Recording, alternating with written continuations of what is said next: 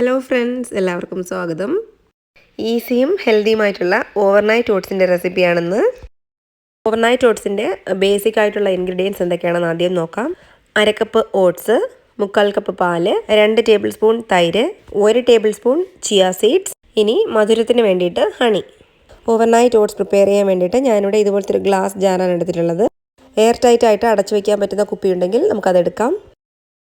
ആദ്യം ഇതിലേക്ക് ഓട്സ് ഇട്ട് കൊടുക്കാം. ഇനി ഇതിലേക്ക് 1 ടേബിൾ സ്പൂൺ ചിയ സീഡ്സ് ഇടാം.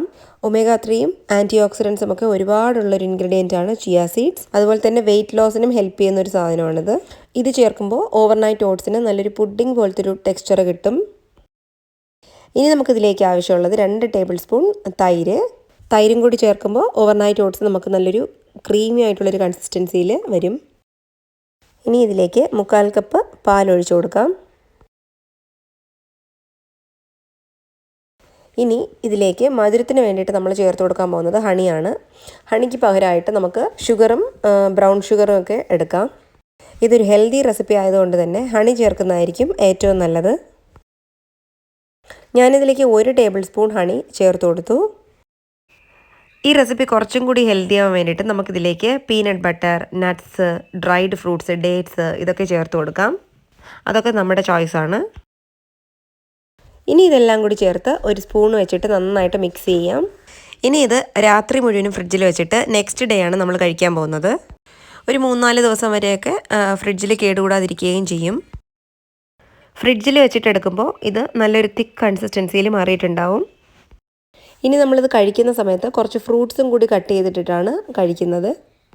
ഇനി ഞാനിത് ഫ്രിഡ്ജിൽ ഓവർനൈറ്റ് വയ്ക്കാൻ പോവാണ്. പിറ്റേ ദിവസം നോക്കിയപ്പോൾ നമ്മുടെ ഓവർനൈറ്റ് ഓട്സ് നല്ലൊരു തിക്കായിട്ടുള്ളൊരു ക്രീമി കൺസിസ്റ്റൻസിയിൽ വന്നിട്ടുണ്ട്. ഒരുപാട് തിക്കായിട്ട് നിങ്ങൾക്ക് തോന്നുകയാണെങ്കിൽ കുറച്ച് പാല് ഒഴിച്ചു കൊടുക്കാം. ഇനി ഇതിലേക്ക് കുറച്ച് ഫ്രൂട്ട്സ് കട്ട് ചെയ്ത് ചേർക്കാം. പഴം, ആപ്പിള്, മാങ്ങ, ഇതിലേത് ഫ്രൂട്ട്സാണോ നമ്മുടെ കയ്യിലുള്ളത് അത് ചേർക്കാം. ഞാനിവിടെ പപ്പായയാണ് എടുത്തിട്ടുള്ളത്. ബെറീസ് ഉണ്ടെങ്കിൽ അതും ചേർക്കാം. സോ ഇത്രയേ ഉള്ളൂ. ഇപ്പോൾ നമ്മുടെ ഓവർനൈറ്റ് ഓട്സ് റെഡി ആയിട്ടുണ്ട്. ഇത് വളരെ ഹെൽത്തി ആയിട്ടുള്ളൊരു റെസിപ്പിയാണ്. അതുപോലെ തന്നെ വെയിറ്റ് ലോസിനൊക്കെ ട്രൈ ചെയ്യുന്നവർക്ക് കഴിക്കാൻ പറ്റിയൊരു ബ്രേക്ക്ഫാസ്റ്റ് റെസിപ്പിയും കൂടിയാണ്. അപ്പോൾ നിങ്ങൾക്ക് എല്ലാവർക്കും ഈ വീഡിയോ ഇഷ്ടപ്പെട്ടെന്ന് വിശ്വസിക്കുന്നു. ഇഷ്ടപ്പെട്ടെങ്കിൽ പ്ലീസ് ലൈക്ക് ചെയ്യുക, ഷെയർ ചെയ്യുക, സബ്സ്ക്രൈബ് ചെയ്യുക. കൂടെ തന്നെ തൊട്ടടുത്തുള്ള ബെല്ലൈക്കണും ക്ലിക്ക് ചെയ്യുക. Thank you. മറ്റൊരു അടിപൊളി വീഡിയോ ആയിട്ട് വീണ്ടും കാണുന്നവരെ ടാറ്റാ, ബൈ ബൈ.